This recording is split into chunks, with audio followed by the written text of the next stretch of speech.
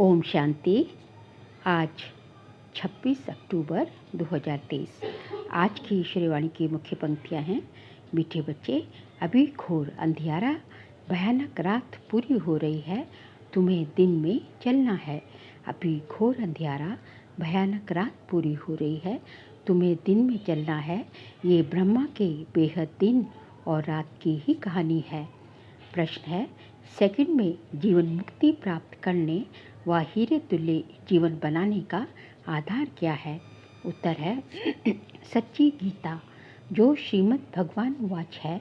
बाप तुम्हें सम्मुख जो डायरेक्शन दे रहे हैं, ये सच्ची गीता है, जिससे तुम्हें सेकंड में जीवन मुक्ति पद की प्राप्ति होती है। तुम हीरे तुल्य बनते हो। प्रश्न है, स्वर्ग के घनेरे सुख किस पुरुषार्थ के आधार से मिलते हैं? उत्तर है, रोज की पढ़ाई और योग से स्वर्ग के घनेरे सुख मिल जाएंगे। इसलिए पढ़ाई में कभी थकना नहीं। बाप टीचर बनकर पढ़ा रहे हैं तो तुम अच्छे मार्क्स से पास होने का पुरुषार्थ करो। इसमें आशीर्वाद व कृपा की बात नहीं। गीत है, रात के राही थक मत जाना, सुबह की मंजिल दूर नहीं। ओम शांति। अभी ये गीत तुम बच्चों ने नहीं बनवाए हैं, ये तो फिल्म वालों ने बैठ बनवाए हैं। अर्थ तो कुछ भी समझते नहीं। हर एक बात का यथार्थ अर्थ न जानने से अनर्थ हो जाता है। गाते हैं, समझते कुछ भी नहीं। अब तुम बच्चों को श्रीमत मिली हुई है, किसकी? भगवान की। भगवान को ही भक्त नहीं जानते तो उन भक्तों की सद्गति कैसे हो सकती है? भक्तों का रक्षक है भगवान, रक्षा मांगते हैं।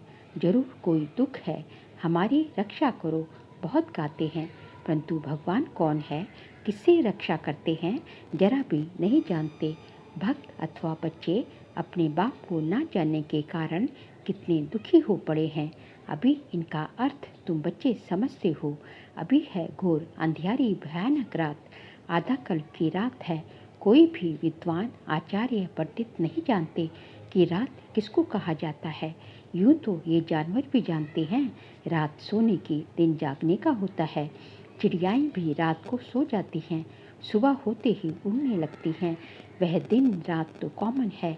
ये ब्रह्मा की बेहद की रात और बेहद का दिन है। बेहद का दिन सतयुग त्रेता और रात द्वापर कलयुग। आधा आधा चाहिए ना। दिन की आयु भी 2500 वर्ष है। इस दिन रात का तो किसको पता नहीं। अभी तुम बच्चे जानते हो कि रात पूरी होती है, अर्थात 84 जन्म पूरे होते हैं, अथवा ड्रामा का चक्र पूरा होता है। फिर दिन शुरू होता है। रात को दिन और दिन को रात बनाने वाला कौन है, ये भी कोई नहीं जानते। भगवान को ही नहीं जानते तो ये सब बातें कैसे जान सकते? मनुष्य पूजा करते हैं, परंतु समझते नहीं कि ये कौन है जिसकी हम पूजा करते। बाप बैठ समझाते हैं। पहली मुख्य बात है गीता को खंडन करने की। कहते हैं श्रीमद् भगवत गीता, गीता का पति है भगवान, ना कि कोई मनुष्य। गीता का पति है भगवान, ना कि कोई मनुष्य। ब्रह्मा विष्णु शंकर को देवता कहा जाता है और सत्युग के मनुष्यों को देवताई गुणों वाला कहा जाता है। देवी धर्म वाले श्रेष्ठाचार्यों को देवताई गुणों वाले कहते हैं। भारत के मनुष्य श्रेष्ठाचारी थे, वही फिर आसुरी गुण वाले बन पड़े हैं। मुख्य धर्मशास्त्र 4 हैं और कोई धर्मशास्त्र है नहीं। अगर हैं तो भी बहुत छोटे छोटे मठ स्थापन किए हैं, जैसे सन्यासियों का मठ, बौद्धियों का मठ। बुद्ध ने बौद्धि धर्म स्थापन किया, वह कहेंगे हमारा फलाना धर्मशास्त्र है। अब भारतवासियों का धर्मशास्त्र है एक, सतयुगी देवी देवता धर्म का शास्त्र है एक। उनको श्रीमद् भगवत गीता कहा जाता है। गीता माता उनका रचयिता है, परमपिता परमात्मा। श्री कृष्ण की आत्मा जब 84 जन्म पूरे करती है, तब फिर गीता के भगवान ज्ञान सागर परमपिता परमात्मा से सहज राजयोग और ज्ञान सीख ऊंच पद पाती है। ऐसे ऊंचते ऊंच धर्मशास्त्र को खंडन कर दिया है, जिस कारण ही भारत कौड़ी तुल्य बना है। ये भी ड्रामा में एक भूल है जो गीता को खंडन कर दिया है। बाप अब जो सच्ची गीता सुना रहे हैं, वह निकलनी चाहिए। सच्ची गीता गवर्नमेंट को छपाना चाहिए। ये है श्रीमद् भगवान वाच। बच्चों प्रति बाप डायरेक्शन देते हैं। अच्छी रीति लिखना चाहिए शॉर्ट में। तुम जानते हो सच्ची गीता से सेकंड में जीवन मुक्ति मिल जाती है। बाप का बन बाप से वर्षा लेना है। बीज झाड़ और ड्रामा के चक्र को समझाना है। गाते भी हैं सतयुग आदि सत्य है। गाते भी हैं सतयुग आदि सत्य है भी सत्य, खुशी भी सत्य। झाड़ को जानना भी सहज है। इनका बीज ऊपर में है। ये वैरायटी धर्मों का झाड़ है। इसमें सब आ गए। बाकी छोटी छोटी टालियाँ तो अथाह हैं। मठपंथ बहुत हैं। भारत का आदि सनातन देवी देवता धर्म है। वह किसने स्थापन किया? भगवान ने। कोई मनुष्य ने नहीं किया। श्री कृष्ण तो देवी गुणों वाला मनुष्य था। वह 84 जन्म पूरे कर अब अंतिम जन्म में है। सूर्यवंशी चंद्रवंशी वैश्यवंशी बनते बनते कलाएं कम होती जाती हैं। सूर्यवंशी राजधानी जो सतयुग में श्रेष्ठाचारी थी, सो कलयुग में अब भ्रष्टाचारी है। अब फिर श्रेष्ठाचारी बन रही है। तुम्हारी बुद्धि में है कि ऊंच ते ऊंच पाठ किसका होगा। अभी तुम जान गए हो। मुख्य है ही शिवाय नमा। जो उसकी महिमा है वह ब्रह्मा विष्णु शंकर के लिए नहीं गा सकेंगे। प्रेसिडेंट की महिमा प्राइम मिनिस्टर को अथवा और कोई को देंगे क्या? नहीं, अलग अलग टाइटल है ना। सब एक तो नहीं हो सकते। तुम बच्चों को अभी बुद्धि मिली है। तुम जानते हो क्राइस्ट को भी अपना क्रिश्चियन धर्म स्थापन करने का पाठ मिला हुआ है। आत्मा है तो बिंदी, उस आत्मा में पाठ भरा हुआ है। क्रिश्चियन धर्म की स्थापना कर फिर पुनर्जन्म लेते पालना करते सतो रजो तमो में आना है। पिछाड़ी में सारा झाड़ जड़ीभूत होना ही है। हर एक को कितना कितना समय पाठ मिला हुआ है।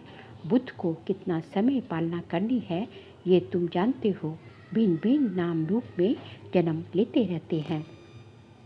अभी बाबा तुम्हारी कितनी विशाल बुद्धि बनाते हैं, परंतु कोई तो शिव बाबा को याद भी नहीं कर सकते। बेहद का बाप बेहद स्वर्ग का वर्षा देते हैं, ये भी तुम समझा नहीं सकते हो। बाबा ने बहुत बार समझाया है। आत्मा में अविनाशी पार रुंधा हुआ है। एक शरीर छोड़ फिर दूसरा लेना है। कितनी गुह्य बातें हैं समझने की।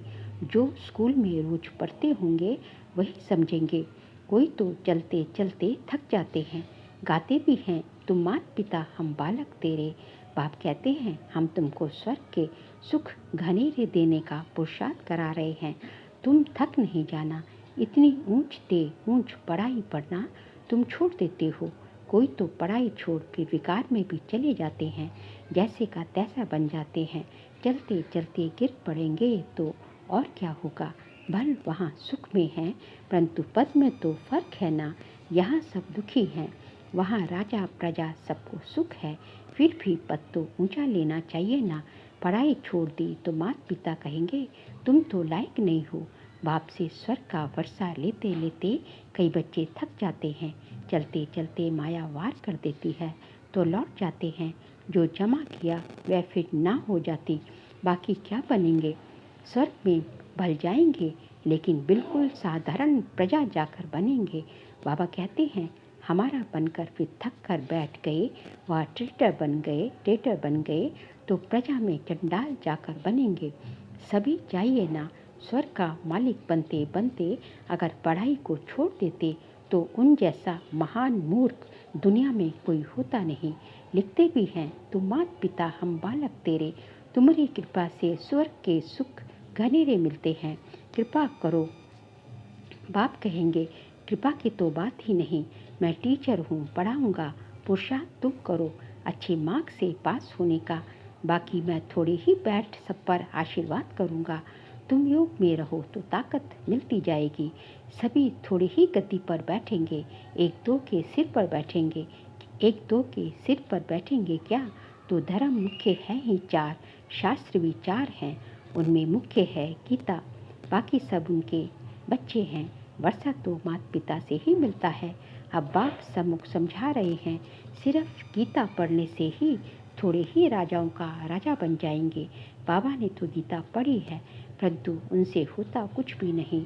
ये सब है भक्ति मार्ग के शास्त्र। तुमको पुरुषार्थ कर 16 कला संपूर्ण बनना है। अभी तो तुम्हारे में कोई कला कोई गुण नहीं रहा है। गाते भी हैं मुझ निर्गुण हारे में कोई गुण नाही, आपे ही तरस परोई। हमको फिर 16 कला संपूर्ण बनाओ, जो हम थे फिर बनाओ। अब तुम जानते हो, बाप सम्मुख आकर समझा रहे हैं। एक निर्गुण संस्था भी बना दी है। निर्गुण निराकार का अर्थ भी नहीं जानते हैं। शिव का तो आकार भी है, जिसका नाम है तो जरूर चीज भी है ना। आत्मा इतनी सूक्ष्म है, उनका भी नाम है। ब्रह्म में तत्व जहाँ आत्माएं निवास करती हैं, वह भी नाम है ना। नाम रूप से न्यारी तो कोई चीज होती नहीं। भगवान को कहते नाम रूप से न्यारा, फिर उनको सर्वव्यापी कह देते हैं। ये कितनी बड़ी भूल है। मनुष्य जब इन बातों को समझे तब तो निश्चय करे, बाबा हमने आपको जाना है, कल्प कल्प आपसे राज्य भाग्य लेते आए हैं। ऐसा निश्चय हो तब पढ़ सकते हैं। यहाँ से बाहर निकलते और भूल जाते हैं। इसलिए पहले पहले तो लिखवा लेना चाहिए। बरोबर शिव बाबा आया है, राजयोग सिखलाने, लिख कर भी देते फिर पढ़ते नहीं। ब्लड से भी लिख कर देते हैं, परंतु आज है नहीं। माया कितनी तीखी है, बाप कितना बैठ समझाते हैं। तुम्हारी विहंग मार्ग की सर्विस तब होगी जब ऐसे ऐसे पत्र लिखेंगे। तुम्हारी शक्ति सेना में भी नंबरवार है। कोई चीफ कमांडर है, कोई कैप्टन है, कोई मेजर है, कोई सिपाहियों के साथ बोझा उठाने वाले भी हैं। सारी सेना है। बाबा तो पुरुषार्थ कराएगा ना। हर एक के पुरुषार्थ करने से समझ में आता है, ये राजा रानी बनेंगे व अच्छी साहूकार प्रजा में आएंगे, ये साधारण प्रजा में जाएंगे, ये दास दासी बनेंगे। ये तो बिल्कुल सहज है समझने का। तो पहली मुख्य बात को उठाना है। बाबा कितनी ललकार देते हैं महारथियों को। तो विहंग मार्ग की सेवा के लिए विचार चलते चाहिए। अच्छा, मीठे मीठे सिखलते बच्चों प्रति माता पिता बाप दादा का याद प्यार और गुड मॉर्निंग। रूहानी बाप की रूहानी बच्चों को नमस्ते। हम रूहानी बच्चों की रूहानी बाप दादा को नमस्ते नमस्ते नमस्ते। सार के पॉइंट्स हैं। पढ़ाई में थकना नहीं है, ऊंचते ऊंच पढ़ाई रोज पढ़नी और पढ़ानी है। विहंग मार्ग की सर्विस करने की युक्तियाँ निकालनी है। योग में रह बाप से ताकत लेनी है। कृपा आशीर्वाद मांगनी नहीं है।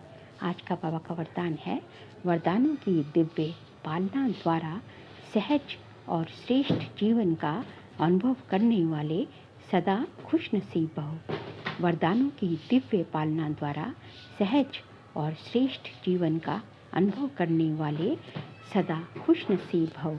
बाप दादा संगम युग पर सभी बच्चों की 3 संबंधों से पालना करते हैं, बाप, टीचर और सदगुरु। बाप के संबंध से वर्षे की स्मृति द्वारा पालना, शिक्षक के संबंध से पढ़ाई की पालना और सदगुरु के संबंध से वरदानों की अनुभूति की पालना एक ही समय पर सबको मिल रही है। इसी दिव्य पालना द्वारा सहज और श्रेष्ठ जीवन का अनुभव करते रहो। मेहनत और मुश्किल शब्द भी समाप्त हो जाए तब कहेंगे खुश नसीब।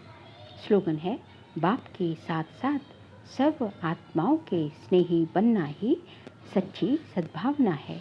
बाप के साथ साथ सर्व आत्माओं की स्नेही बनना ही सच्ची सद्भावना है। बाबा कहते हैं कि बाप के साथ तो है ही है, बाप के तो स्नेही है ही, बाप को तो प्यार करते, बाप के साथ तो अटूट प्रेम है ही। लेकिन उसके साथ साथ ब्राह्मण परिवार जो सर्व आत्माएं हैं, उनकी भी स्नेही बनना है। इसको भी सच्ची सद्भावना कहा जाता है। अच्छा, ओम शांति।